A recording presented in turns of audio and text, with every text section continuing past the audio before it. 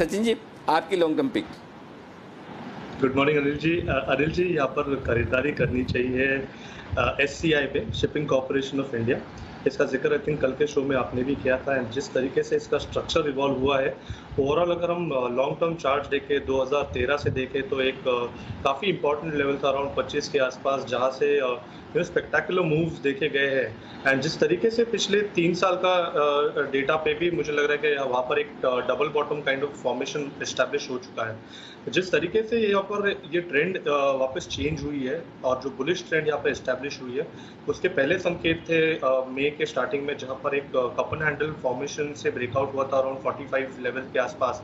And जिसके बाद एक consistent high top high bottom sequence stock ने मेंटेन किया है।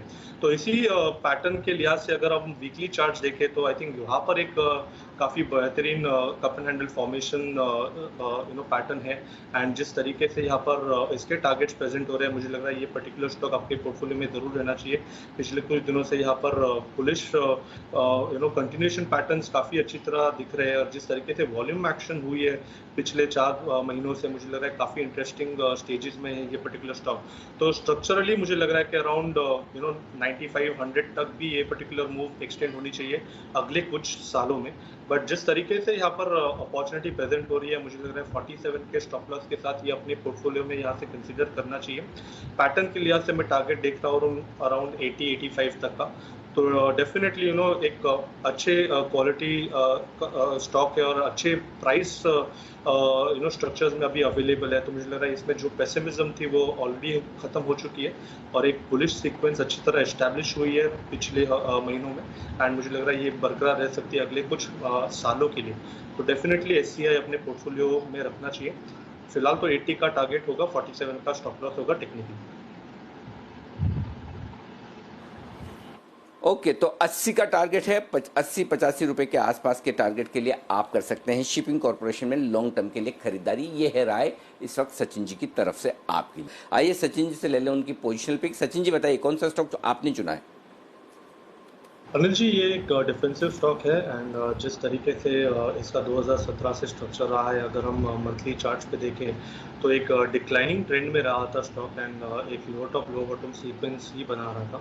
बट ओवरऑल अगर हम इस स्ट्रक्चर को थोड़ा सा गौर से देखें तो यहाँ पर एक डाउनवर्ड स्लोपिंग चैनल के अंदर ये पर्टिकुलर स्टॉक ऑस्किलेट कर रहा था। स्टॉक का नाम है गोदरेज एग्रोवेट। तो जिस तरीके से यहाँ पर एक रिबाउंड हुआ है हाल फिलहाल में, जो एक बॉटम बना है 300 के आसपास, मुझे लग रहा है ये बॉटम काफ़ी इंपॉर्टेंट है। मुझे लगता है कि वापस ये पर्टिकुलर बॉटम रिविजिट नहीं होना चाहिए जिस तरीके से इसका ओवरऑल स्ट्रक्चर है। तो इवन शॉर्ट टर्म के लिहाज से पोजिशनली अगर हम देखें 1 से 2 महीने के लिए, मुझे लग रहा है यहाँ पर जो बुलिश सीक्वेंस है वो कंटिन्यू रहनी चाहिए। और इस पर्टिकुलर पैटर्न का जो अपर हैंड है वो अराउंड 500-520 के आसपास है।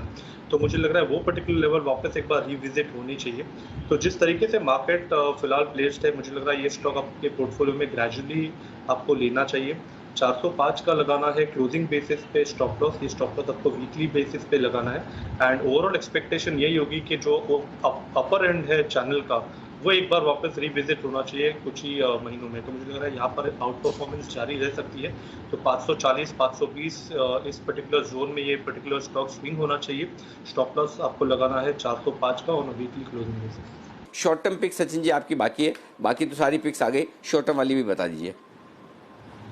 अनिल जी, शॉर्ट टर्म के लिए मुझे लग रहा है अल्केम लैब्स आपके रेडार में होना चाहिए। जिस तरीके से इसका पैटर्न बना है, एक सिमेट्रिकल ट्रायंगल फॉर्मेशन है जिसका कंफर्मेशन ऑलरेडी कुछ दिनों पहले आ चुका था।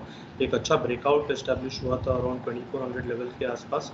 ये पर्टिकुलर पैटर्न अपने 200 एक्सपोनेंशियल मूविंग एवरेज के बेस के आसपास ही है। तो मुझे लग रहा है काफ़ी अच्छा संकेत है कि यहाँ से इस पर्टिकुलर स्टॉक में आउट परफॉर्मेंस और स्टेबल ट्रेंड बरकरार रहेगी। तो जिस तरीके से ये पैटर्न है, इसके टारगेट्स लगभग अराउंड 2620-2600 तक आ रहे हैं। तो मुझे लग रहा है यहाँ पर शॉर्ट टर्म के लिहाज से थोड़ी सी तेज़ी करनी चाहिए। स्टॉप लॉस आपको लगाना है ऑन क्लोजिंग बेसिस अराउंड 2340 के नीचे। एंड मुझे लग रहा है यहाँ पर एक कॉन्ट्रा लॉन्ग इनिशिएट करना चाहिए। ओवरऑल अगर हम कैंडलस्टिक फॉर्मेशंस भी देखें तो एक ब्रेकआउट होने के बाद जो पिछले 3 दिनों में इसमें गिरावट हुई है वो काफ़ी ग्रेजुअल हुई है।